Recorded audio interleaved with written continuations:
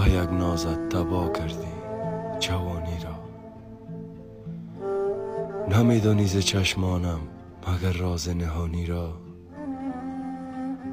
منم مجنون چشمانت، توی لیلای آن دیگر.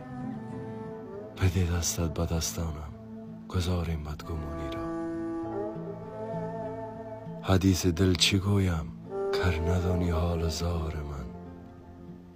به هجرت مبتلا در رنج و غم دیدم جهانی را.